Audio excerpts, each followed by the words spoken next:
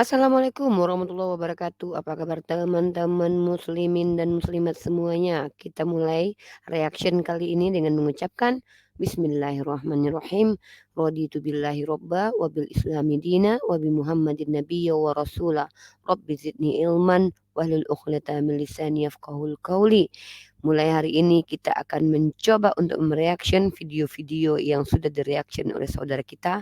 Mana tahu ini dapat sudut pandang dari saya ya. Dan saya ingin memberikan sudut pandang terkait tentang apa yang terjadi fenomena saat sekarang ini di dunia lintas agama. Apa itu tentang kasus Ratu Entok. Kita intro dulu.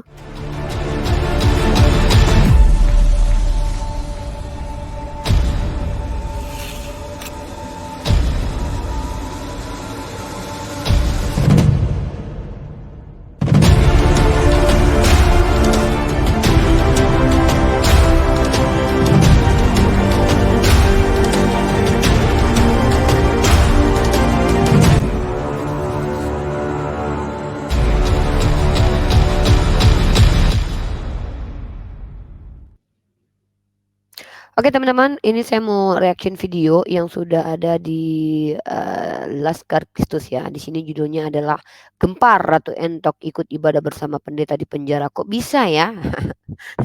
Tahu sendiri ya kalau pencari konten begini teman-teman, membuat judul-judul ya clickbait lah. Apakah Entok murtad teman-teman? Ini mau kita bahas nih. Kita lihat dulu ya. Ku terima darimu bukan karena kebaikanku, hanya oleh kasih karuniamu kau pulihkan aku.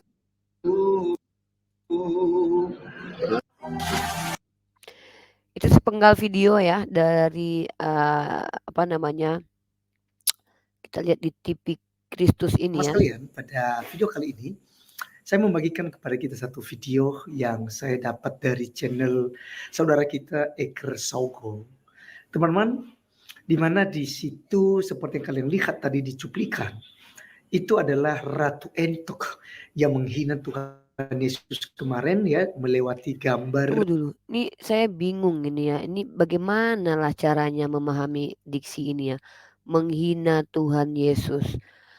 Sampai sekarang saya masih menunggu jawaban dari para pendeta, pihak Kristen atau orang-orang yang memiliki memang ahli di bidangnya. Definisi menghina Yesus itu seperti apa gitu loh. Karena sampai sekarang kita tidak dapat informasi ilmiah bahwa foto yang dihina oleh Ratu Entok itu adalah foto Yesus. Nah, bagaimana mungkin itu dikatakan penistaan terhadap Yesus? Dan bahkan saya di ruang publik di TikTok itu sengaja membuka komal dengan judul "Siapa penghujat Yesus?" Saya ingin membuktikan gitu loh, apakah kita sebagai muslim dan muslimah ini penghujat Yesus atau tidak gitu. Nah, jadi argumen-argumen seperti ini nih masih bias banget ya. Kalau dikatakan Ratu Entok menghujat Yesus, apakah itu tepat teman-teman? Kalau dikatakan menghujat foto yang bukan Yesus, itu dikatakan Yesus gitu. Lalu dikatakan itu penghujatan terhadap Yesus. Makanya saya masih menunggu parameter penistaan terhadap Yesus dari pihak Kristen teman-teman. Supaya kita paham apa yang disebut dengan penistaan, apa yang disebut dengan pujian. Oke, lanjut videonya. Kudus ya, gambar kudus yang tentu saja bergambar Gambar kudus. Kalau ada orang-orang yang mengklaim satu gambar itu adalah suci kudus, itu nggak masalah ya. Itu kan ranah imani, itu ranah hak itu ya. Cuman kalau kemudian gambar tersebut beredar di mana-mana, begitu kemudian disalahpahami oleh orang lain itu apa? Mana cara menghindari supaya tidak jadi masalah? Nanti kalau ada yang menyembah batu gitu kan, terus ada yang mengejek gambar batu gitu kan, itu gimana ceritanya? Apa masuk penjara gitu loh? Ini agak sedikit ini juga ya, maksudnya agak bias gitu. Karena kalau kita masuk ke ranah ilmiah ini gagal total teman-teman. Karena foto tersebut bukan foto Yesus. Karena memang waktu Yesus hidup tidak ada kamera dan tidak ada pelukis yang melukiskan Yesus. Dan dipastikan tidak ada yang mampu membuktikan bahwa itu Yesus. Lanjut lagi. gambar Yesus di situ gondrong ya. Dan juga saya sudah 2 video saya buat ya, kenapa Yesus Kristus gondrong, dan juga seperti apa sih penjelasan mengenai gambar-gambar Yesus itu, boleh tidak digambar atau tidak boleh? Lalu mana yang aslinya ya?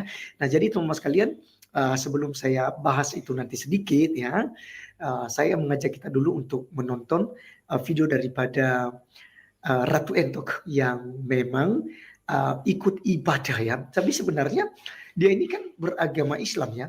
Ya, selalu dia nyerang kekristenan sebelumnya ya kita. Nah, saya nggak paham ya, diksi-diksi sepihak seperti ini kayak, ya nggak tahu ya, mungkin karena konten ya. Kadang orang kalau mengklaim itu harus menggunakan fakta dan data. Kalau dikatakan Ratu Entok menyerang Kristen, ini dari pihak dia sih, ini klaim ya, self claim ya. Kalau memang Ratu Entok pernah menyerang Kristen tuh data-data seperti apa yang bisa kita dapatkan Ratu Entok pernah menyerang Kristen gitu, dalam kaidah seperti apa gitu. Dan saya bingung sampai sekarang masih dibuat bingung dengan definisi menghujat Yesus ini, masih bingung ya. Tapi coba nanti saya akan bawa satu kajian teman-teman ya, membuktikan bahwa umat Islam tidak pernah menghina sembahan orang lain dengan konsekuensi apa yang diimani oleh umat Islam. Saya akan membuktikan justru Laskar Kristus ini adalah seorang penghujat Yesus, tapi nanti saya buktikan. Kita lihat bagaimana juga dia menyapa, bagaimana dia berbicara, kan begitu ya. Kita tahu bahwa dia adalah seorang muslim. Tetapi saat ini teman-teman sekalian, dia ikut ibadah di rutan ya bersama dengan pendeta Daniel ya. Nah, kali ini saya mau bagikan kepada kita. Silakan teman-teman sekalian simak dulu seperti apa, dan jangan lupa ya untuk tulis komentar kalian ya di kolom komentar. Berikut videonya. Purna telah ku terima darimu, bukan karena kebaikanku, hanya oleh kasih karuniamu kau pulihkan aku. Oke, teman-teman sekalian, itulah videonya. Ya, kita sudah saksikan bersama bagaimana kemudian Ratu Entok itu duduk bersama. Bahkan dia duduk di samping pendeta ya, pendeta Daniel yang kemudian memimpin ibadah di rutannya. Teman-teman, secara pribadi ya, ini hati saya yang paling dalam ya. Dari lubuk hati saya. Teman-teman, sebenarnya saya merasa kasihan. Sangat disayangkan Ratu Entok itu melakukan penghinaan seperti itu. Dan sebenarnya kalau hanya gambar itu saja, saya pikir tidak terlalu persoalan juga ya. Saya bingung kemudian ya, kekonsistenan orang-orang Kristen terkhusus untuk orang ini itu bagaimana ya? Gini teman-teman, kalau saya pribadi, saya ada penghujatan terhadap Nabi Muhammad, saya bisa definisikan penghujatan itu adalah mencaci, memaki sosok Nabi Muhammad dalam artian pribadi beliau dihujat, disampaikan kata-kata kotor dan lalu menyebut nama beliau. Contoh, Nabi Muhammad itu begini-begini, itu jelas ya merujuk kepada sosok beliau, walaupun tidak ada foto, tidak ada gambarnya. Atau misalnya memfitnah Nabi Muhammad, atau kemudian ada sesuatu yang tidak ada. Itu bisa disebut sebagai penistaan atau pelecehan atau penghinaan atau kabar hoax tentang Nabi Muhammad. Maka kalau ada orang yang bilang seperti itu, Nabi Muhammad begini begitu, saya akan benci terhadap perbuatannya. Ya, tapi orangnya mungkin saya tidak benci. Kenapa? Karena orangnya ini adalah manusia yang memiliki sifat atau natur bisa salah. Artinya saya pribadi adalah orang yang tidak akan menghujat pribadi orang lain berusaha seperti itu, tapi menghujat argumennya. Ya, ketika ada orang yang menghujat Nabi Muhammad Shallallahu Alaihi Wasallam, saya akan menyerang balik argumennya. Tapi pribadinya tidak. Tapi kalau saya lihat di agama Kristen kan mereka agama kasih ya. Mereka akan agama kasih. Cuman implementasi agama kasih ini seperti apa? Kalau cuma sekedar memaafkan, saya maafkan. Lah, sekarang begini. Kalau cuma sekedar memaafkan adalah agama kasih, maka tidak perlu agama Kristen di dunia untuk menunjukkan bahwa Kristen agama kasih, nggak perlu berkristen. Ateis pun mampu memaafkan. Kalau kita pakai parameter memaafkan. Ya, jadi artinya begini. Saya berdiskusi dengan banyak sekali teman-teman Kristen selama ini yang menggadang-gadang bahwa ajaran kami ajaran kasih, ajaran kami ajaran kasih. Klaim-klaim seperti ini seolah-olah bahwa dengan adanya dalil-dalil apabila ditampar pipi kiri kasih kanan, maka itu menjuantahkan atau mewakili bahwa Kristen adalah ajaran kasih. Sebenarnya tidak apa-apa, saya akan sepakat kalau Kristen itu ajaran kasih asal mereka mengikuti ajaran mereka. Contoh apabila ditampar pipi kiri kasih kanan.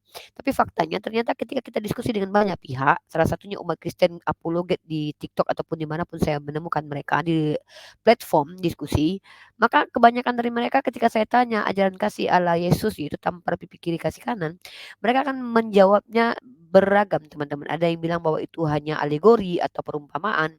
Ada yang mengatakan maksudnya adalah bukan seperti itu tetapi jangan membalas. Ya, karena kalau jangan membalas itu ya jangan memberikan yang sebelah lagi kan. Tapi diksi yang saya pertanyakan itu adalah apabila ditampar, berikan. Nah, ada perintah ya. Ini ada perintah dari Yesus apabila ditampar berikan yang sebelahnya. Maka ada unsur perintah di situ. Pertanyaan saya adalah perintah Yesus untuk memberikan pipi sebelahnya ini tuh perintah nyata atau perintah metafor saja? Atau kayak bahasa lip service yang dibesar-besarkan saja, itu yang mau saya tanyakan gitu loh.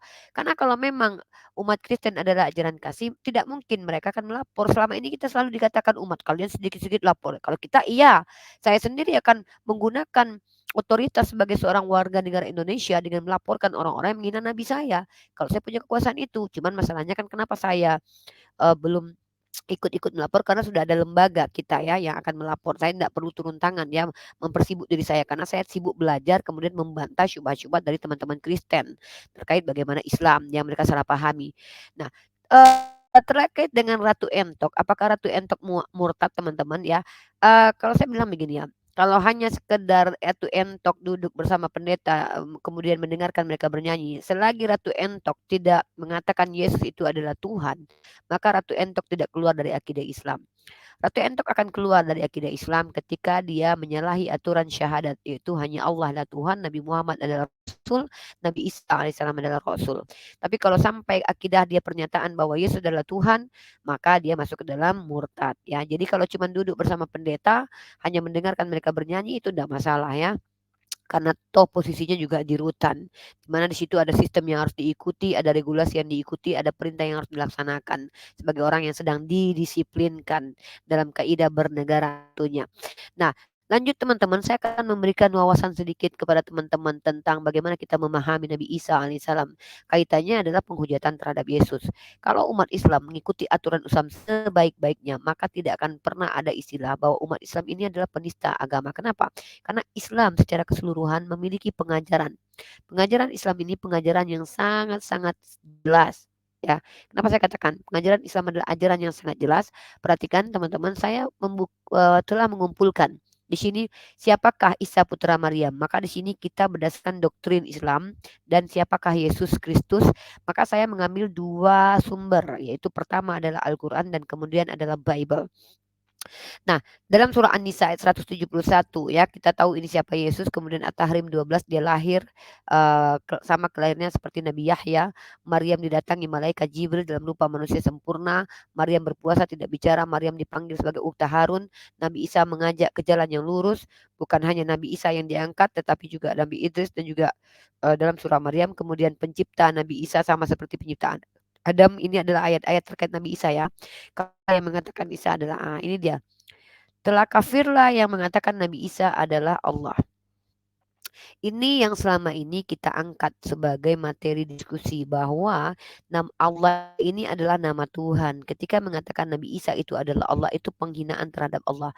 Maka kalau ada orang Kristen yang mengatakan bahwa Yesus adalah Allah dengan menggunakan alif lam aha, karena itu adalah Latin dari alif lam lam ha, maka itu adalah penistaan karena nama itu tidak bisa diterjemahkan ya teman-teman. Nah, jadi kalau seandainya kita katakan siapa penista sesungguhnya, maka kita bisa menunjukkan baik ilmiah.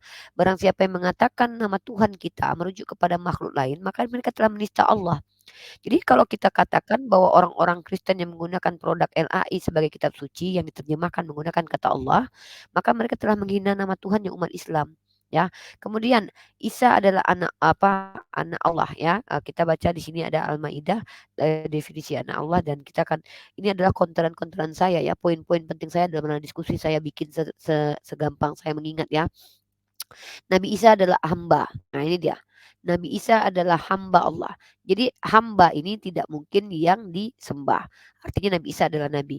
Nah, lalu kalau kita bicara tentang Yesus, saya ambil beberapa kitab. Yesus itu adalah kurios, Lord, Tuhan, ya. Yesus disembah orang Majusi, ya, menggunakan diksi proskuneo, ya, Matius 2:1-2. Yesus dibangkitkan Bapa. Ini adalah indikator bahwa Yesus itu tidak memiliki kuasa sendiri karena dia dibangkitkan. Yesus adalah nabi seperti Musa. Ini Yesus adalah hamba. Yesus adalah Mesias. Yesus tak setara dengan Bapa. Yesus ciptaan pertama. Yesus ciptaan pertama. Bahwa Bapa lebih besar daripada Yesus, ini yang sedang dipermasalahkan oleh Yonatan Purnomo, ya. Terjemahannya katanya bermasalah, bahwa arti dalam kata mezon itu adalah Bapa adalah kepalaku, ya. Kurang lebih seperti itu. Masih jadi polemik di antara terjemahan umat Kristen, ya. Biarkan mereka selesaikan internal mereka.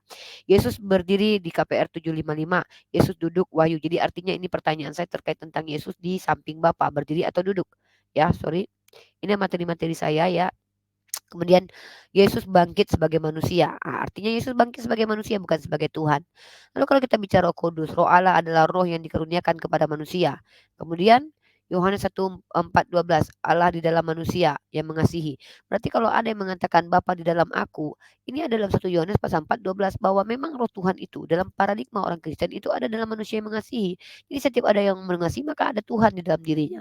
Nah, maksud ada Tuhan dalam dirinya itu, kalau seandainya ini dimaknai secara harfiah, apakah Tuhan ikut serta bersama kita kemanapun kita pergi secara harfiah? Ini dipahami secara apa, teman-teman? Filosofi. Tidak mungkin dimaknai secara harfiah. Kalau dimaknai secara harfiah, ya mereka akan katakan bahwa Tuhan mereka itu ikut kemana saja ketika mereka pergi. Contoh, ke toilet berarti Tuhan ikut. Nah, ini konsekuensi-konsekuensi seperti ini harus kita buka di hadapan publik dalam ranah dialektika, menggunakan kognitif dan juga menggunakan argumentasi yang memiliki dasar-dasar sumber yang jelas. Kemudian Kisah Para Rasul pasal 7 nomor 42, Roma, mengabdi kepada Tuhan, ya, latreon, ya, latreon, mengabdi, ya. Ulangan 4:19, artinya Yesus ini memiliki mengabdi kepada Tuhan. Kemudian Ulangan 4:19, ini ada perbedaan antara saca. Saca sujud dengan mengabdi, teman-teman, ya. Jadi jangan salah kaprah, bukan berarti setiap sujud itu adalah eh, penyembahan, ya. Karena kalau kita baca dalam kitab konteks kitab tanah dan juga Al-Qur'an, ada sujud-sujud yang diperintahkan kepada makhluk yang dilakukan oleh makhluk yang bukan penyembahan. Seperti Moses yang bersujud kepada mertuanya, dan juga Abraham kepada Bani Het, dan juga malaikat kepada Nabi Adam. Bukan berarti mereka menuhankan yang disujutinya, tetapi itu bentuk penghormatan. Kemudian kita baca di sini, Yesus di surga, ini saya bertanya di sini, ya, apakah Yesus di surga? Bukankah ini uranium, ini adalah langit? Apakah langit adalah surga? Kemudian Yesus dan Bapa satu. Nah, Keluaran pasal 31-33 ini Paulus punya roh Allah. 1 Korintus pasal 7 nomor 40. Ini akan saya bahas, teman-teman, ya. Ketika dikatakan Yesus dan Bapa satu, artinya di dalam roh Yesus ada dalam badan Yesus ada Bapa, ada roh, maka Paulus juga Bapa harusnya, kenapa punya roh Allah juga. Nah, jadi hal-hal seperti ini yang saya jadikan sebagai bahan diskusi. Ya, ini pertanyaan-pertanyaan saya muncul, teman-teman. Apakah Yesus yang tiga pribadi itu memiliki kepribadian yang sama? Nah, pribadi dengan kepribadian berbeda, ya, teman-teman, ya. Nah, apanya Yesus yang adalah firman dan kekal? Ini juga saya pertanyakan. Apa Yesus yang kekal? Siapa yang berkehendak Yesus menjadi manusia? Siapa yang menghendaki dia jadi manusia? Yesus sendiri atau Bapa? Apa manfaat bagi dunia setelah datangnya Yesus ke dunia? Ini bagi dunia, ya. Apanya yang ilahi dari Yesus? Siapa yang terbatas, Yesus atau Bapa? Filipi pasal 26. Apa yang Yesus yang apanya Yesus yang setara dengan Bapa? Yesus berdoa kepada Bapa, maka pernahkah Bapa berdoa kepada Yesus? Yesus berdoa sendiri, siapa yang berkuasa di surga? Nah, ini pertanyaan-pertanyaan yang muncul dari saya, teman-teman, dari hasil diskusi bersama orang Kristen. Nah, sedikit saya akan sampai tentang penghujatan. Kalau terkait tentang penistaan, teman-teman, saya pastikan kalau umat Islam mengikuti ajaran Islam, tidak akan ada istilah Islam itu mengantarkan kepada umat Islam menghujat sembahan orang lain. Karena kita jelas secara eksplisit ada larangannya, ya. Bismillahirrahmanirrahim. Wala tasubbul ladzina yad'una min dunillahi ya fayasubbullahu adwan bighairi ilmi. Jangan kalian mencaci sembahan orang lain karena mereka akan menghujat Allah tanpa ilmu. Artinya, teman-teman, kalau kita mengikuti ajaran Islam, tidak ada konsekuensi dari ajaran Islam itu merujuk kepada akhirnya menista agama orang, tidak ada. Bahkan Islam sendiri tidak memaksakan ajaran Islam kepada orang lain. Kalau seandainya kita katakan bahwa mereka orang Kristen itu kafir, itu adalah istilah yang disalahpahami oleh orang Kristen sendiri. Kenapa saya katakan begitu? Karena mereka menerjemahkan kata kafir yang ada di kitab mereka itu dengan kata penghujatan, ya. Mari kita lihat dalam kitab mereka yaitu sabda.org. Saya akan tunjukkan kepada kalian teman-teman. Mereka menerjemahkan kata-kata yang tidak sepadan dengan bahasa Arab yaitu kata kafir. Kalau kita bicara tentang kata kafara, kafara itu berasal artinya menutup diri, ya. Ya, mari kita lihat kesalahpahaman umat Kristen. Jadi mereka yang salah paham, mereka yang menuduh kita mengkafirkan mereka dalam makna yang jelek. Padahal kafir itu istilah. Istilah ini bukan hanya kepada orang Kristen tapi juga orang Islam. Kalau ada orang Islam yang kufur kepada Allah, namanya kufur. Ya, nih teman-teman, kita akan ambil di kata Matius pasal kelima nomor 22 ini teman-teman, ya. Kita buka di nomor 22. Saya belum memperlihatkannya kepada teman-teman. Sudah, ya. Nah, perhatikan ini, perhatikan guys, ya. Kita akan buka ini. Kenapa kalau ada orang Kristen yang marah kepada kita mengatakan kita mengkafirkan mereka, ya. Padahal itu bukan penghujatan. Mari kita lihat. Ini kata kafara, kata kafir di sini. Tetapi aku berkata kepadamu, setiap orang yang marah terhadap saudaranya harus dihukum. Siapa yang berkata kepada saudaranya kafir. Nah, kita lihat bahasa aslinya kata kafir ini. Menurut sabda.org, ya. Saya nggak tahu, nanti ada revisi lagi terjemahnya. Ini diterjemahkan dari kata raka. Kata raka sendiri, teman-teman, ini kata raka sendiri, ya. Ini dimaknai sebagai orang goblok, orang tolol, ejekan keras. Wajar mereka marah, ternyata mereka menerjemahkan kata kafara dengan orang goblok. Kafara dalam Islam itu artinya orang menutup diri. Apakah orang Yahudi goblok? Tidak. Orang Yahudi itu bukan goblok, tapi mereka menutup diri. Mereka menolak. Mereka menolak Nabi Muhammad sebagai Rasul. Bukan goblok, ya. Jadi penjelasan atau terjemahan dalam kitab orang Kristen menjadikan orang Kristen salah paham terhadap kita umat Islam. Saya belajar agama Islam. Tidak ada satupun dalil, ya, yang menjatuhkan kita menghujat Yesus. Nah, tapi bagaimana dengan umat Kristen sendiri, teman-teman? Saya naikkan lagi data, ya. Pertanyaan saya adalah ketika mereka percaya bahwa Yesus terkutuk di tiang salib, Galatia pasal 3 ayat 13. Pertanyaan saya, kalau ada orang yang percaya Yesus terkutuk di tiang salib, pertanyaan saya, pengutukan terhadap Yesus ini termasuk pujian atau termasuk penghujatan? Ya, terkutuklah orang yang digantung di tiang salib. Lalu tiba-tiba kamu percaya bahwa Yesus mati di tiang salib. Kamu percaya bahwa Yesus mati terkutuk. Nah, pertanyaan saya kepada umat Kristen, saya memang tidak mengerti penafsiran ayat ini. Tapi dalam teksnya, pertanyaan saya, di sini tertulis sebuah, dan ini menggunakan tanda kutip, ya. Bahkan di sini Paulus menuliskan sebab ada tertulis, terkutuklah orang yang digantung pada kayu salib.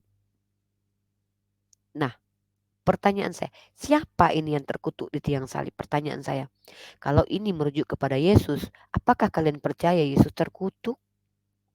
Kalau kalian percaya Yesus terkutuk, pertanyaan saya, apakah percaya kalau Yesus terkutuk itu sama dengan memuji Yesus atau menghujat Yesus?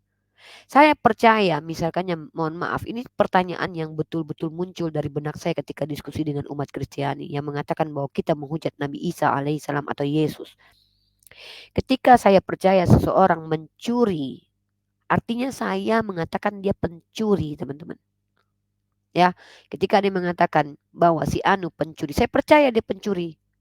Saya percaya dia masuk penjara karena pencurian. Maka saya mengatakan dia pencuri. Saya mengatakan dia mencuri.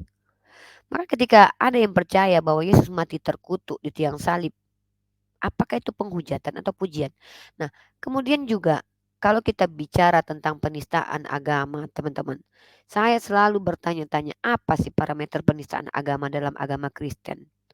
Apakah ketika membantah seluruh syubhat, mengatakan bahwa Yesus itu bertanya tentang validasi, verifikasi terkait tentang apa yang disampaikan oleh umat Kristen terkait doktrin iman mereka adalah penghujatan.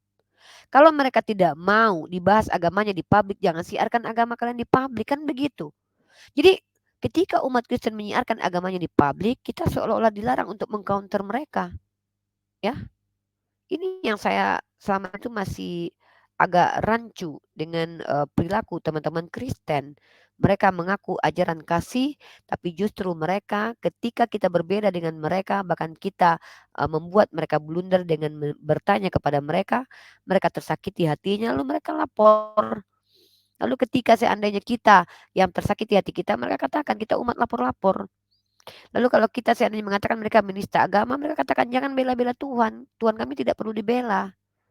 Jadi ketika saya lihat polanya adalah para apologet Polikarpus dan oknum Kristen ini adalah ketika mereka mereka di atas awan, mereka akan menunjukkan bahwa kami tersakiti di atas ini ya, ketika mereka seolah-olah berada di atas.